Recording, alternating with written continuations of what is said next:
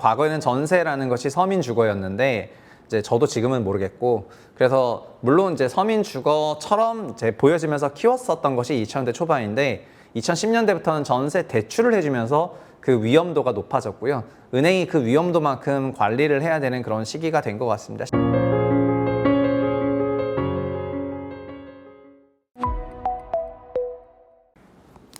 안녕하세요, 최부심입니다. 요즘에 제가 진짜 화가 너무 많이 나가지고 나라에 진짜 도둑놈이 너무 많은 것 같습니다. 일단은 작년에 금융공공기관이 대신 갚은 빚이 무려 17조 원이라고 하고요. 17조, 지금 동그라미가 몇 개냐? 17에다가 동그라미가 12개나 있는 그런 엄청난 돈이 되겠습니다. 근데 작년 심지어 금융공공기관만입니다. 금융공공기관이 대신 갚은 게 17조 원입니다. 역대 최대. 자, 그래서 정리를 하면은 뭐 이런 표를 냈는데 그 오기형 의원실, 민주당에 있죠. 오기형 의원실을 통해 가지고 자료를 받아서 기사가 나온 건데, 보면은 주택도시보증공사, 국토부의 그 관할 부처가 국토부인 공공기관이죠. 여기 주택도시보증공사인 허그가 작년에 6조 원. 그 다음에 주근공, 여기는 이제 기재부 소관이죠. 주근공이 0.9조.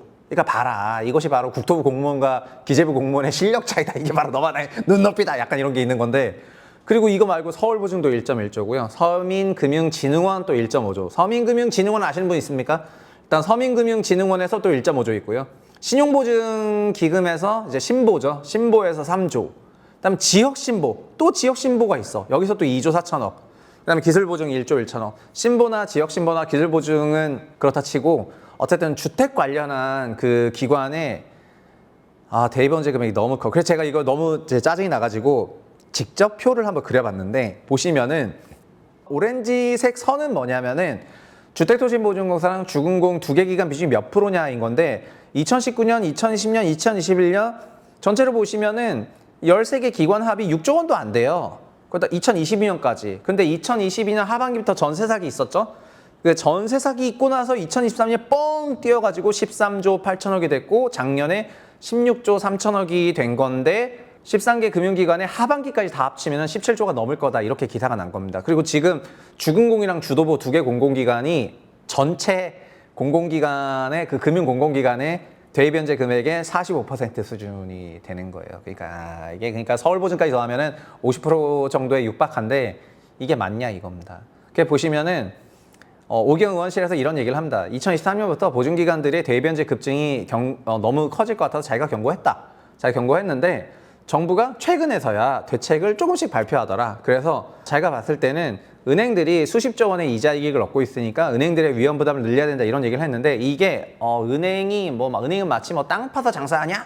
이런 얘기를 하시는 분들이 계셔가지고 공감 못 하실 분도 계시겠지만은, 은행들이 위험 부담을 늘려야 한다는 요거는 이제 은행이 사실은 전세 대출을 폭발적으로 해주면서 전세 대출 해주는 거에 대해서는 은행이 리스크가 없거든요. 근데 사기 난 거는 은행이 리스크를 지는 게 아니라 보증기관에 물려버리니까 이제 은행들에게 조금 너네가 리스크 심사를 해라, 이런 얘기를 하는 것입니다. 사실 이분은 오경 저 만난 적은 없는데, 이분은 작년 이맘때도 야, 올해 13조 원 넘다 이러면서 막 경고를 했던 분이에요. 근데 24년에 이제 한 17조 넘어버리니까 또 석이 나갔겠죠. 25년은 얼마나 늘어날지도 모르겠어. 올해도 엄청나게 늘어날 거라고 개인적으로 생각을 하고 있습니다. 근데 보시면은 정부가 조금 하고 있다는 건 뭐냐면은, 전세 사기가 늘어나고 전세 사기 피해가 커지면서 공공기관의 대입변제 금액이 폭증을 했는데, 전세 대출 규모를 조금 줄여야 되겠다, 이런 생각을 하는 거예요. 그래서 전세 보증을 원래 100% 금액, 전세 금액이 3억이면은 내가 은행이 전세 대출을 얼마까지 해주냐면 80%까지 해주잖아요. 그럼 한 2억 4천까지 전세 대출 해주는데, 은행 입장에서는 그 80%인 2억 4천만 원을 다 보증을 받고 있거든요. 그러니까 은행은 리스크가 없는데, 그거를 이제 보증기관이 그 금액의 90%만 해줄게. 그러니까 2억 4천이 아니라 2억 1,600까지만 해줄게. 2,400만 원은 네가 리스크 심사해라, 이렇게 얘기하는 건데, 한 2,400만 원 낮추는 겁니다. 10%. 그러니까 이게 어느 정도 낮아지냐면은 엄청 낮아지는 것도 아니에요. 근데 잘 생각해 보시면은 전세 대출에 대해서 보증해 주는 거, 그러니까 전세금 반환 보증 말고, 개인이 전세금 반환 보증해 주는 거 말고, 은행이 전세 대출을 해주면서 해준 전세 대출에 대해서 보증기관에 보증받는 거, 이 금액이 지금 52조, 32조라는 거잖아요. 합쳐서 지금 작년 기준 85조 정도 해주고 있는 겁니다. 85조 해주고 있으니까 이걸 100% 보증받고 있는데, 올해부터는 90%만 보증받겠다라는 걸 언제부터? 7월부터. 그러니까 민간 사이드에서 뭐라고 얘기하는 거예요? 상반기에 전세 대출 갱신해서 받아라. 아니면 은행 입장에서 은행 여러분 하반기 전세 갱신자가 있으면 상반기에 하도록 조금 미리 독려를 해라. 뭐 이런 식으로 상반기에 어쨌든 해주겠다고 하고 하반기는 완전히 충격을 줄 생각을 하고 있어. 그래서 그림을 이제 제가 좀 그려봤는데 보시면 이게 임차인이고요. 가운데 있는 사람이 임차인. 이 사람은 이제 임차 거주를 위해 가지고 은행에 전세 대출을 받고 있는데요. 이 전세 대출에 대해서 전세금의 80%만큼 받고 있죠. 근데 전세 대출의 80%를 소득이 없어도 일단 받고 있습니다. 그러니까 전세 대출 심사할 때는 내가 그냥 소득이 얼마인지 크게 중요한 게 아니거든요. 그래서 아까 얘기한 것처럼 3억 전세다 그러면은 3억의 80%인 2억 4천만 원 은행에서 받고 있고요. 은행은 그 2억 4천만 원을 그대로 100% 전세대출 보증제도에다가 넣어두고 있습니다. 그러니까 은행 입장에서는 이 2억 4천을 임차인이 못 갚아도 보증기관에 저 임차인이 못 갚는데 2억 4천 주세요 하면은 이제 생기는 거고요. 그럼 보증기관은 그 보험료 수수료를 조금 수취하고 있었는데 보험이라는 게 그런 거지 않습니까? 보험료 1% 받았는데 사고율이 0.1%다. 그럼 보험기관이 부자가 되는 건데 보험료 0.1% 받았는데 사고율이 1%다. 그럼 보험기관이 파산하는 겁니다. 근데 지금 현재 우리나라 주택도시 보증 을 하고 있는 주도보, 주금공, 서울보증 요 3사가 파산 중인 거죠. 그리고 특히 주도보는 1년에 6조씩 내고 있는 겁니다. 그리고 그 은행에 보증해 주는 것도 모자라서 개인을 대상으로 전세금 반환 보증보험을 또 가입을 하고 있잖아요. 전세금 반환 보증보험은 보험료가 0.13%인데 지금 사고율은 3%에 육박하니까 그 얘기는 이제 보험사가 거의 준 파산했다는 거고요.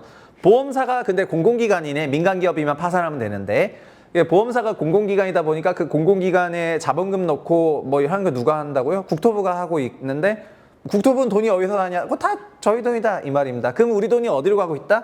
이 시커먼 임대인한테 가고 있는 건데 그래서 사기나 이런 피해는 다 임대인들이 주고 있는데 그 돈의 대의 변제는 공공기관이 하고 있고 그 공공기관에 돈 꼬라박는 거는 정부가 하고 있고 정부의 돈 꼬라박는 건 저희가 하고 있는 거죠. 그러면 결과적으로는 우리의 돈이 이제 쿠션 한 2쿠션 쳐가지고 사기범들한테 가고 있는 건데 그 돈이 얼마다?